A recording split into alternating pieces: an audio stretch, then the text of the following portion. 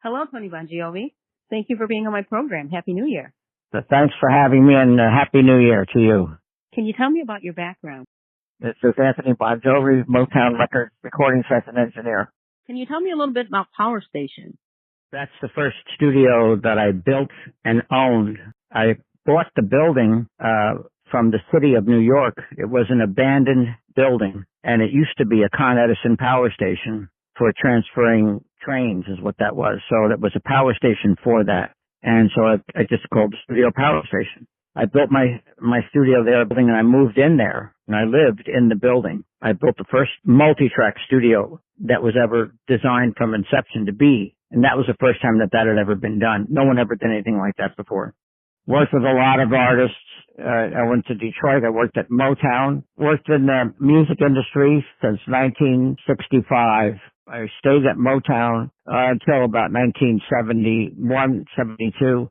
And when I was there, I worked with the Supremes and Diana Ross and Marvin Gaye and Tammy Terrell. That kind of skyrocketed my career in New York, because at that time, everybody in studios wanted to know what they did out there, because they had more hit records than anybody, and they had a particular sound to those records. That's when I went there. I figured out what they did, and I called them on the phone, and a guy named Lawrence Horn answered the phone and said, I want you to talk to our chief engineer, Mike McLean. So I talked to Mike McLean, and he said, can you go to New York and meet with Lawrence Horn? He's working with one of our artists at the Copacabana. I'm going to tell him about you. So I got on the train, and I went to New York City. I met with Lawrence Horn at the Lincoln Center Motor Inn. That was a motel that used to be there. That's no longer there. And I brought my little tape recorder with me, and I played him what I did. And he said to me, how would you like to come to Detroit,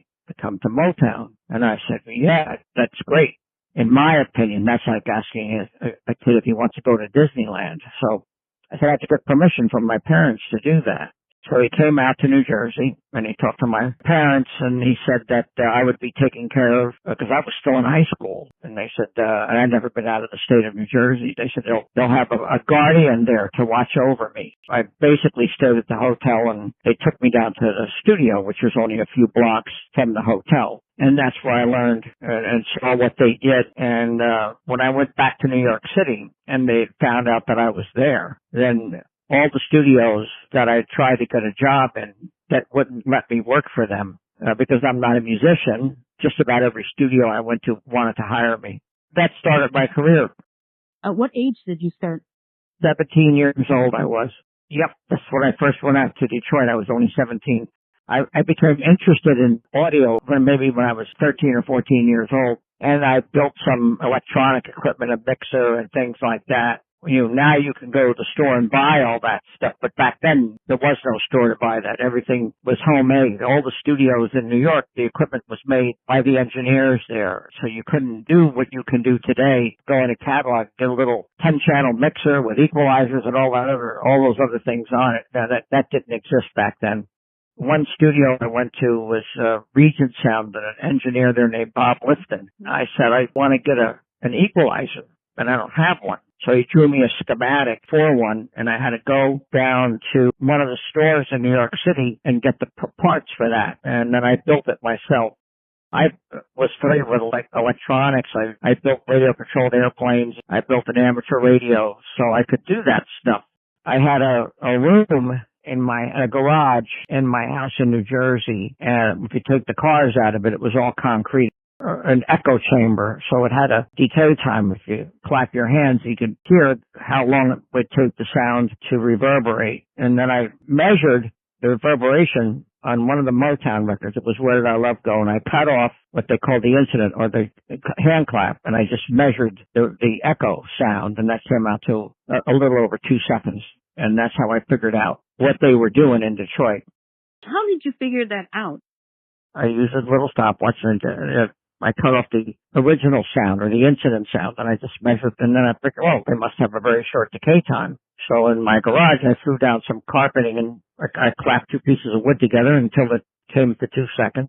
And I reintroduced that to some of the more popular records at the time, like a Lover's Concerto or Len Barry's 1, 2, 3. and a couple other records like that, and they started to sound like the Motown records.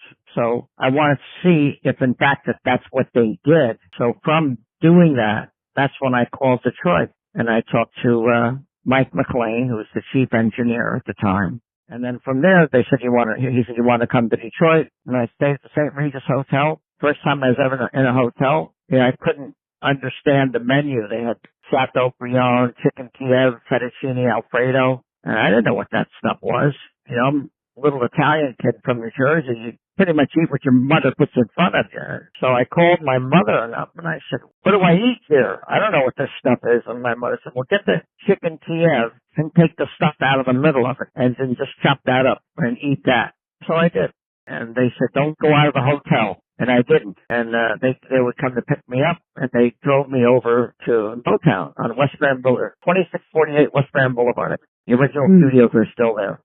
So once I did all of that, and then I went back to New York, and they found out that I was there, and they've been trying, all the studios were trying to figure out how do they get that sound on those records, because the first studio that could do that would get a lot of clients.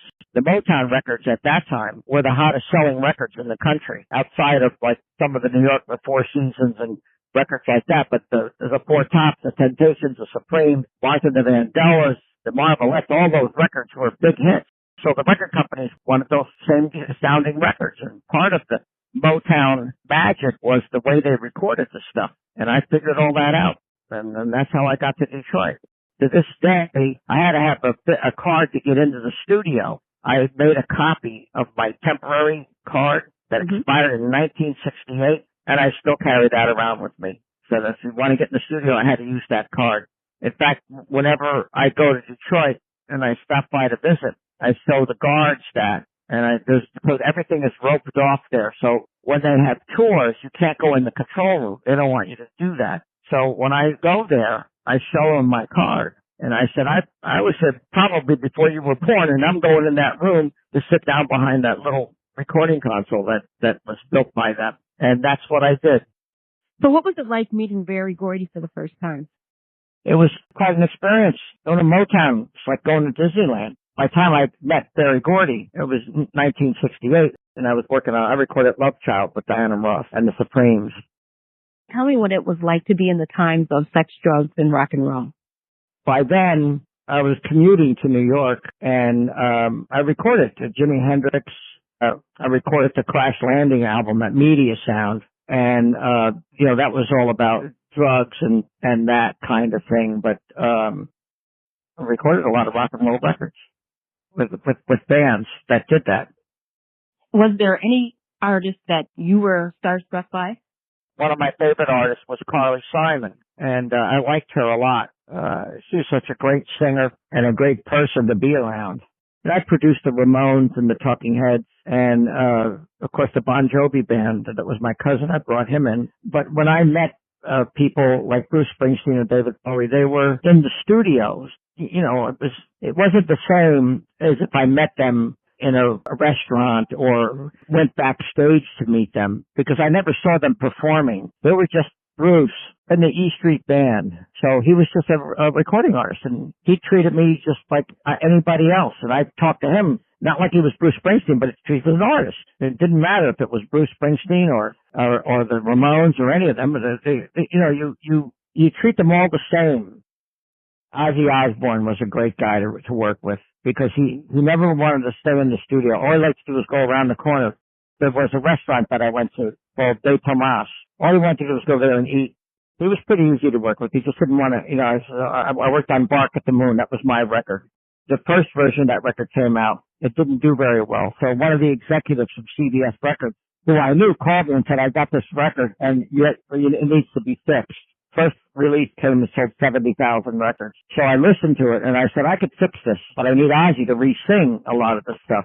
That's when I met his wife, Sharon Osbourne, who managed him. And then I went in the studio and I reworked that whole record. And then I changed the record all around. I sold a couple million albums on that. And I still make money on that record to this day. But Ozzy was a great guy to work with. It was a lot of fun. He was just a great guy. What do you think about today's music? It's good. It represents today's culture, and young people generate their own sound for today, in today's market. So the music today represents how kids feel today. What type of kid were you? No, I was just a regular kid from New Jersey. In high school, where I was able to experience what those things that I could do.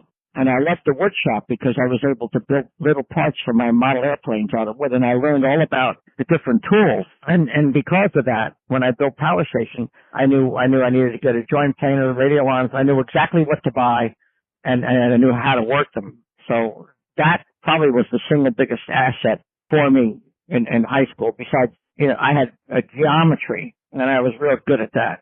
And I needed the geometry to build the studio. What are your thoughts about what you accomplished? Well, I feel pretty good about it. I've had a pretty successful career, and I'm still in the studio, and I'm doing some other stuff that with my technology. I've always been around airplanes, and I like airplanes, and I'm working on some technology for aviation and some technology that I could use in the medical profession for some stuff that I've invented. What are your thoughts on Power Station and Motown? They gave me my start. If it wasn't for Motown, I wouldn't be talking to you right now. Without Motown, who knows where I would have ended up. Motown skyrocketed my everybody. If it wasn't for Motown, none of this would have been possible. Well, Tony Bongiovi, thank you for coming on to my program. Well, thank you for having me. It's been very enlightening talking to you. We'll have to do this again real soon. Producer Tony Bongiovi.